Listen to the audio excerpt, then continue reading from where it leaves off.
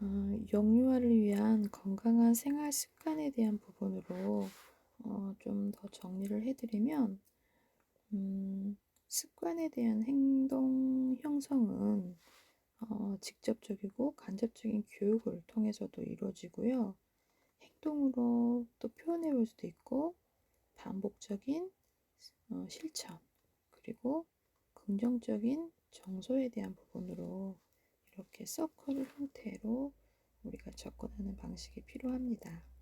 그래서 청결과 위생에 대한 부분은 몸을 청결하게 유지하도록 하는 습관이 영유아의 건강을 예방하는 차원에서 매우 중요하다고 할 수 있습니다. 그래서 아까 우리 교재에서 앞서 말씀드렸듯이 손 씻는 습관이라든지 이닦기라든지 또 배변 훈련이라든지 이런 살 전과 사후에 어떤 필요를 해야 되는 것들에 대한 목록들, 이런 부분들에 대해서 생각하시면서 다시 한번 정리를 해드리겠습니다.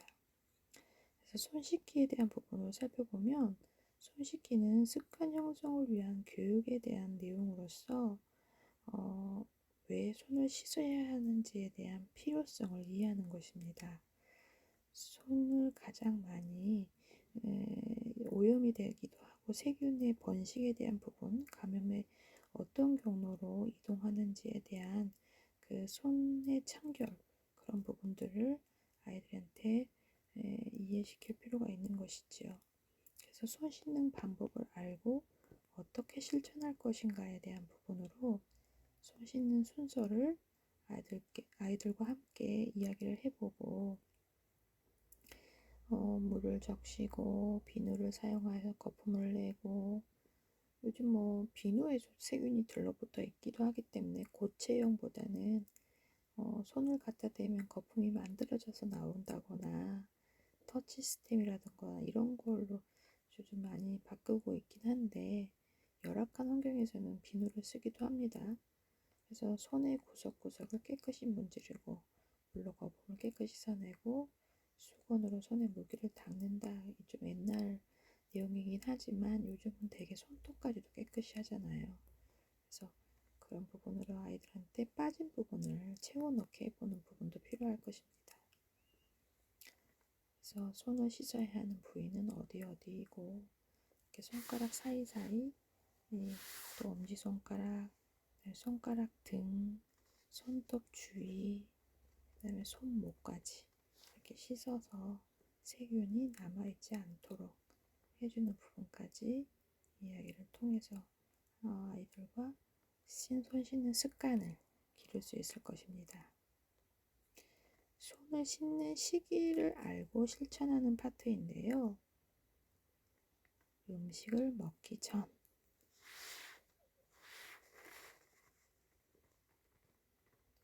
대소변 이후, 실외 활동하고 나서,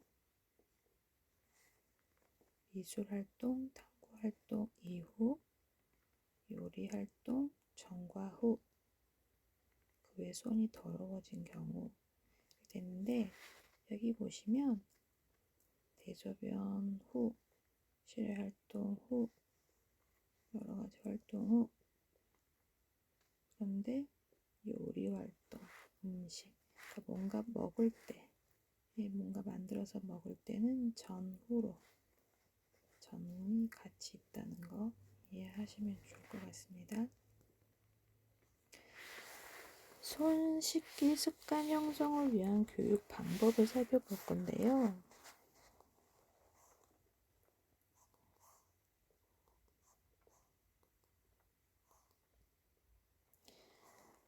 손 씻기 교육은 직접적이거나 간접적으로 집단 활동이나 교사의 모델링을 통해서 손 씻기 교육을 할 수 있습니다.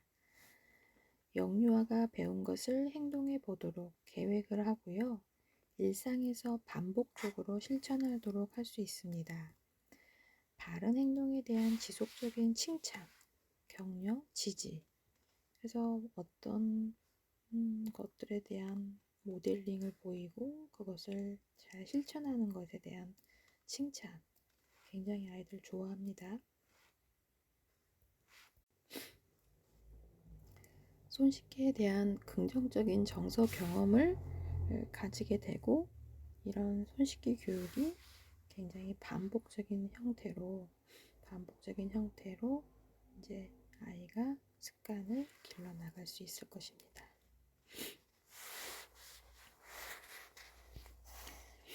현장에 나가서 그냥 교육만 시키는 게 아니라 음률 활동을 통해서 새노래 지도 활동도 해볼 수 있는 거죠. 목표: 손을 깨끗이 씻는 방법을 알고, 더러운 손이 건강을 위험함을 알고, 손을 깨끗이 씻는 모습을 즐겁게 신체로 표현해 본다라는 부분인데요. 그래서 손바닥을 비비고 이렇게 노래를 하면서 손위를 만들어서 아이들하고 해볼 수 있는 활동까지 확장 활동으로 연계할 수 있겠습니다.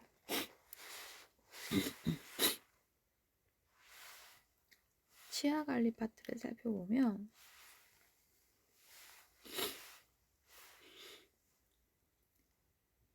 아이들의 치아 발달에 대한 교사 성인이 어떻게 지도를 해야 하는지에 대한 부분은 생후 4, 5개월 때 치아 지도는 잇몸과 혓바닥을 부드럽게 헝겊으로 닦아줍니다. 그리고 생후 6개월부터 12개월, 6개월에서 12개월 사이에 영아들은 잇몸과 혓바닥을 부드럽게 헝겊으로 닦아주고, 어른 주도의 칫솔질 가능, 치약 사용은 안 한다라는 부분인데요. 아이들이 양치를 한다는 개념은 그냥 한번 해보는 거지, 아이들이 스스로 양치를 할 수 있는 부분은 어렵습니다. 그래서 특히나 치약을 사용하지 않는다고 하는데, 시설에서는 치약이 영아용 액상 치약이 나와요. 그러니까 우리가 생각하는 그 튜브형 치약이 아니라 액상 치약이라고, 이렇게 그냥 푸시폰 캡 열고 이렇게 쭉 떼면 물로 나오는 그 시럽처럼 생긴 치약이 있는데, 이거는 좀 달콤하고 또 먹어도 되는 치약이긴 해요. 먹어도 유해하지 않은. 그래서 액상 치약이 나오는데, 치약 사용은 안 된다라는 부분을 이해하셔야 되는 게, 그러니까 영아용 액상 치약에 대한 부분은 아이들이 양치를 하고 가글을 할 때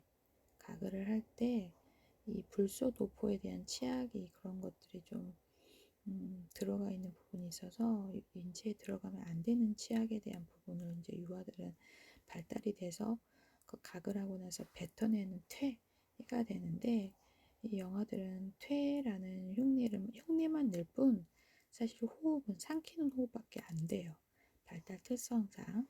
그래서 치약을 사용하는 것보다 물로 사용을 해서 아이들의 그런 신체에 흡입되지 않도록, 유입되지 않도록 하는 부분으로 설명은 하고 있지만, 먹어도 되는 액상 치약, 그리고 사실 현장에서는 아이들이 양치할 때 주전자에 생수로 양치컵에다가 생수, 마셔도 되는 물과 액상 치약, 삼켜도 되는 그런 치약을 주는 부분이 일정 기간 필요합니다. 그래서 아이들하고 빨대 같은 그 요구르트 같은 것들 먹일 때도 그 아이들이 좀 위험하다라고 안내를 한 적이 있는데, 특히 이제 위험한 놀이 중에 하나가 아이들하고 빨대로 그 거품 내보는 놀이 있잖아요. 비눗방울 놀이 같은 거. 아이들이 빨대는 빨아서 먹는 도구이지 후 불어서 거품을 내는 용도로서 본능이 작동을 하는 시기이기 때문에 비눗물 놀이 굉장히 위험하다라는 거. 그래서 이렇게 뱉어내는 거, 부는 거, 이렇게 좀 어려워요, 이 연령에서는. 그래서 치약 사용이 안 한다고 했지만 사실 영아용으로 좀 너무나 잘 나와 있고 안전한 것들이 있어서 그런 부분들을 좀 부연적으로 설명해 드렸습니다. 생후 15개월에서는 스스로 칫솔질이 가능하고 마무리만 어른이 도운다 했는데, 이제 칫솔질이 가능하다는 건 그냥 선생님이 어느 정도 치약을 묻혀주면 아이가 뭐 세세하게 닦지는 못해도 거품도 내보기도 하고, 또 잘 안 되는 애들은 칫솔이 마모가 금방 되는데, 그 이유는 그냥 그 칫솔을 꽉꽉 깨물어요, 애들이. 그래서 칫솔모가 굉장히 한 일주일 사이도 안 돼서 막 벌어져 있기도 해요. 그거는 양치를 잘해서가 아니라 조작이 좀 잘 안 돼서 칫솔을 깨물고 있었던 것들이 많아서 나중에 치약이 잔여물들이 칫솔모가 엉켜서 잘 씻어지지 않기 때문에 그 아이들 칫솔 소독하면서 칫솔을 헹궈주면서 칫솔 교체 시기를 좀 고민하실 필요도 있는 거죠. 2, 3세경에는 치약을 사용한 칫솔이 가능합니다. 그래서 아이들의 양치 지도가 조금 더 디테일하게 교사가 지도를 해야 되는 부분입니다. 부드러운 헝겊으로 닦아주고 오른 주도에 칫솔질을 하고 스스로 칫솔에서 마무리만 성인이 교사가 엄마가 도와줄 수 있는 부분이죠. 치약을 사용한 칫솔질, 물을 뱉는 모습 했는데, 사실 이 부분이 뱉어내는 부분이 이제 유아들은 가능하지만 어린 영아반 같은 경우는 이게 안 돼서 제가 운영했던 어린이집 같은 경우는 양치할 때도 아이들 수돗물이 아니라 생수로 양치할 수 있게 했던 부분들이 좀 있었습니다. 치아 관리 습관 형성을 위한 교육 내용을 살펴보면, 치아 관리 습관 형성의 필요성이 있고요. 그래서 영유아기 유치는 앞으로 유치가 빠지고 영구치로 대체되는 6살 무렵이라고 아까 안내를 드렸는데, 28개에서 32개의 치아 개수에 대한 부분도 우리가 관리해야 될 부분이라고 설명을 드렸었거든요. 그래서 치아 조직은 재생이나 보수 능력이 없으므로 충치가 생기면 영구적으로 손상이 됩니다. 유치는 언어 발달에 중요한 역할을 하고 턱뼈의 정상 발육에도 영향을 미치게 됩니다. 양치질을 하는 방법을 살펴보면 닦는 방향, 윗니 위에서 아래로 닦고, 아랫니는 아래에서 위로 닦고, 닦아야 할 곳도 윗니 안쪽면, 윗니 바깥면, 아랫니 안쪽면, 아랫니 바깥쪽면, 어금니 씹는 표면, 혓바닥. 그래서 일정한 순서에서 닦아야 할 곳 모두를 닦는 일정한 순서를 정하고 영하기부터 동일한 순서로 닦아주는 것이 양치질 습관 형성에 도움이 됩니다. 양치를 하는 시기를 살펴볼 건데요. 하루 3번이라고 교육하기보다는 식사 및 간식, 음식을 먹은 후 씹진 전에는 반드시 양치를 해야 한다고 교육하는 것이 바람직할 것입니다. 우리는 하루에 3번이라고 했는데 그 하루에 3번이 한 번에 3번이 아니잖아요. 그래서 식사, 뭔가 먹었을 때, 요즘 간식 먹고 양치하지는 않지만 그래도 이렇게 물로 헹굴 수 있는 부분까지, 음식을 먹은 후 음식물이 치아 사이에 남아서 세균 번식에 영향을 미치기 때문에, 그리고 잠자기 전에 반드시 양치질을 한다라는 부분으로 교사가 안내해야 할 것입니다. 치아 관리 습관 형성을 위한 교육 방법을 살펴보면 직접적, 간접적으로 또 집단 생활이나 교사의 모델링을 통해서 치아 관리 교육을 받게 되고요. 영유아가 배운 것을 행동해 보도록 계획하고 일상에서도 반복적으로 실천하도록 할 수 있는 부분이 있습니다.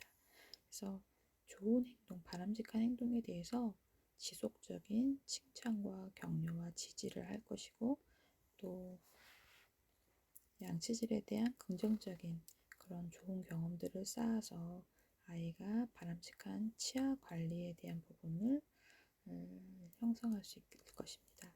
그래서 싹싹 닦아라는 또 음률 활동을 통해서 양치의 중요성을 알고 깨끗하게 양치하는 방법을 알아보고 깨끗하게 양치하는 방법을 행동으로 표현해 볼 수 있도록 이렇게 활동을 확장, 통합할 수 있을 것입니다. 배변 훈련에 대한 부분을 살펴볼 건데요. 올바른 배변 습관은 성격 형성에 굉장히 영향을 미칩니다. 그래서 배변 습관이 잘 형성이 되면 자신의 신체에 대한 만족감, 성취감이 획득이 되고요. 또 우리가 그 에릭슨에서 신뢰감 대 불신감, 자율성과 주도성에 대한 부분인데요. 그런 자아 존중감 형성에 긍정적인 역할을 미칩니다. 아직 신체적으로 준비되지 않은 상태에서 지나치게 엄격한 배변 습관 교육을 받은 경우 과도한 스트레스가 됩니다. 그래서 수치심과 죄의식을 갖게 할 경우 앞으로 이제 그 아이가 결벽증이나 공격적인 행동을 보일 수 있다는 것이지요. 그래서 이 배변 훈련이 이 발달 연령에 획득되어야 할 과업이기도 한데요. 아이가 준비가 되어 있지 않은데 성인이 너무 욕심을 내버리면 이 아이가 나중에 결벽증이나 공격적인 행동을 보일 수 있다는 것들을 기억해 놓으시기 바랍니다. 그래서 어른들의 교육에 대한 올바른 이해와 너그러운 태도가 굉장히 중요하고 바람직할 것입니다. 배변 훈련에 필요한 것들에 대한 판단을 어떻게 하는지에 대한 부분으로 살펴보면요. 연령에 따른 준비가 필요합니다. 그래서 만 2세 미만의 영아는 배설이 자동적으로 반사적 기제로 일어나므로 배변 습관 교육이 불가하고요. 만 3세까지도 준비되지 않을 수 있으므로 주의 관찰할 필요가 있습니다. 언어적 표현 능력에 대한 준비 여부도 교사가 판단해야 할 몫인데요. 배변에 관한 감각을 인식하고 말로 표현할 수 있는 언어적 표현 능력이 필요합니다. 신체 운동 능력에 따른 준비 여부도 판단을 해야 되고요.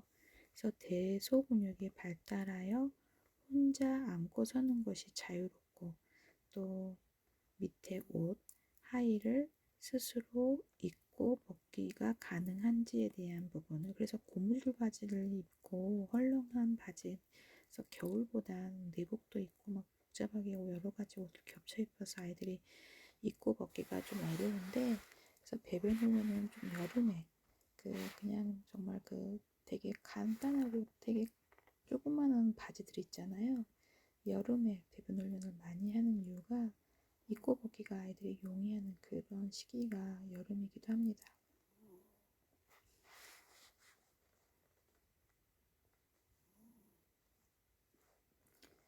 그래서 아이들이 기저귀가 편한 아이들도 있지만 그래서 속옷에 관심을 갖는 시기에 대한 부분으로 판단할 필요가 있습니다. 그래서 배변 습관 형성을 위한 교육 내용을 살펴보면 준비하는 교육이 필요합니다. 그래서 신체 운동에 대한 혼자 앉고 서는지 하의를 입고 벗기에 대한 교육을 시킬 수 있고요. 언어 표현 능력에 대한 부분으로도 배변 감각 그래서 끙끙 응가책을 아까 추천해 드렸는데 끙끙 응가 하면서 아이가 그런 부분에 대해서 응가할 거야 이런 표현 그 다음에 끙끙에 대한 배변 감각에 대한 느낌 이런 것들에 대해서 수치스러운 게 아니라 뭔가 생산해내온 거에 대한 격려, 칭찬, 그런 힘듦에 대한 그런 부분들을 충분히 아이가 이해할 수 있도록 안내하는 것도 필요합니다. 대소변 통제에 대한 해소의 만족감과 성취감의 경험인데요. 배변 습관 준비가 되어 교육하는 초기에는 신체 감각으로 대소변을 구분하고요. 또 화장실까지 이동하는 동안 대소변을 참고 변기에서 해소하도록 함으로써 이에 대한 만족감과 성취감을 느끼도록 교육하는 것이 중요합니다. 관련 동화를 활용하는 것도 도움이 되겠습니다. 대소변이 너무 오래 참는 것은 건강에 좋지 않음을 알려주는 것도 필요합니다. 그래서 화장실 이제 그 변기 사용하는 방법에 대해서 아이들이 되게 의외로 변기에 앉아보는 거 어려워해요. 그래서 변기 커버를 올리고 하이를 속옷까지 벗고 변기에 앉아보고 배변 활동을 해보고 적당한 길이의 엉덩이 두세 번 깨끗이 닦고 이거 되게 어려운데 손에만 붓기도 하고요. 그 다음에 휴지를 변기에 버리고 변기 커버를 내리기도 하고요. 그 다음에 변기 손잡이를 내리고 또 하의를 입고 손을 씻고 이런 부분까지 아이들하고 이야기를 나눠볼 수 있을 것입니다. 규칙적인 배변에 대한 부분은 잠자기 전과 후 특히 아이들이 언제 배변을 많이 하냐면요. 간식 아니면 점심 먹고 나서 배변 많이 해요. 그래서 교사가 그때 막 점심 먹은 거 치우는 것도 정리해야 되고 애들 양치하는 것도 봐줘야 하고 또 낮잠 준비도 해줘야 되고 또 그 사이에 데리러 오는 아이들 또 어때요? 배웅도 해줘야 되고 그 시간이 한참 바쁠 시간이거든요. 근데 꼭 그 시간에 화장실 가서 선생님 도와주세요 하는 애들이 또 많아요. 현장에서. 잠깐 그 현장에 생각을 하니까 여러분들도 몇 년 뒤에 현장을 나가게 되시면 학교가 편했구나 라는 생각을 하실 때가 있을 거예요. 비교적 오랜 시간 걸리는 활동 전과 후에 배변 활동을 하도록 하고요. 규칙적인 배변 활동을 위해 규칙적인 식사와 충분한 수분 공급도 필요함을 인식시킬 필요가 있습니다. 배변 습관 형성을 위한 교육 방법을 살펴보면 배변 습관 교육을 통해서 계획을 하고요. 그 다음에 일상생활에서도 반복적으로 실천할 수 있도록 합니다. 바른 행동에 대한 지속적인 칭찬을 할 거고요. 또 배변에 대한 긍정적인 정서 경험을 하게 됩니다. 아까 말한 응가하자 끙끙이라는 책인데요. 정해진 곳에서 배변한다는 것이 무엇인지에 대해서 알고요. 배변 과정을 통해서 신체를 표현해보고 신체 조절 경험을 알게 되는 부분을 이제 활동의 예시로 제시를 하면은요. 여러분들도 현장에서 이런 특히나 똥, 방구 이런 거 애들이 되게 좋아합니다. 그래서 활용해 보시면 좋을 것 같습니다. 우리가 그 모의 수업 할 때 그 음률 활동할 때 똥으로 개명해서 허밍을 했었던 부분 있잖아요. 여러분도 되게 재밌어 하셨는데 그런 부분들도 활용해서 기억해내시면 현장에서 훨씬 아이들하고 친근감 있게 접근할 수 있는 부분이라고 생각합니다. 휴식과 수면을 살펴보면요.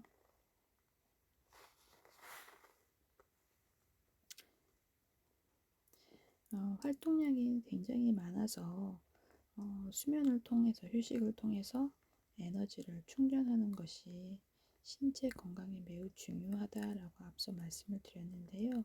그래서 성인에까지 그 성격 형성에 영향을 미치고 낮잠을 통해서 충전한 에너지가 또 오후 일과에 대한 영향을 미치고 성격 형성에 도움이 된다라는 부분 기억해 놓으시고요. 그래서 휴식과 수면의 필요성에 대한 부분을 이해하면은요. 축적된 피로를 풀어주고 에너지를 충전시켜준다. 신체뿐만 아니라 정신 건강에도 영향을 미치고요. 면역력을 강화시켜서 건강을 유지하고 아까 뭐 성장에 대한 부분 이런 부분들도 안내를 했었습니다. 그래서 규칙적인 휴식과 수면을 알고 실천을 하는 부분이 필요합니다. 그래서 활발한 활동 후에 휴식이 필요하고 편안하게 쉬도록 지도하는 것, 그다음에 조용한 노래를 하도록 안내하는 것도 필요하고요. 그래서 수면을 취하도록 지도를 하는데 요즘은 낮잠을 너도나도 안 재우는 분위기가 돼서 교사들이 낮잠 시간에 그나마 좀 서류 정리하는 시간이 확보가 됐었는데 애들이 요즘 낮잠을 안 자서 굉장히 교사의 휴식 시간에 대한 부분이 조금 어려움이 있지만 요즘 법적으로 교사 휴식 시간을 보장하고 있기 때문에 눈치 보지 마시고 쉬시는 시간도 필요합니다. 그래서 낮잠을 자지 않으려고 하는 경우 조용한 룰을 취하게 하는 거, 휴식을 취하게 하는 거 필요합니다. 그래서 교사의 실제 수면에 대한 지침은 수면 습관을 공유하고 가정과 연락을 취해서 몇 시간 잤고 어떤 부분을 교사가 메모해서 일정 부분을 엄마한테 안내하는 거 필요합니다. 수면 환경을 어떻게 준비해 주는지 편안하고 안락하게 조용한 휴식을 취할 수 있는 음악을 들어준다든지 그래서 낮잠과 휴식 시간에 대한 그런 부분들을 수면 습관을 아이들이 루틴처럼 해서 아이들이 잘 쉬어서 안전사고 일어나지 않도록 하는 것이 중요할 것입니다. 그래서 이렇게 아빠 지우기는 정말 힘들어라는 책이 있네요.